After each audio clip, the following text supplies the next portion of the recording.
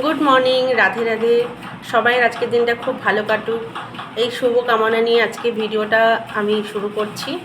তো আজকের ওয়েদারটা কিন্তু খুব ভালো, যেহেতু গত কয়েকদিন ধরে মানে বৃষ্টি হওয়ার কারণে, গত দুদিন আগে বৃষ্টি হয়েছে, তার কারণে কিন্তু আজকে ওয়েদারটা বেশ ঠান্ডা আর বেশ ভালো লাগছে। সেই খুব প্রচণ্ড গরমটা আর নেই।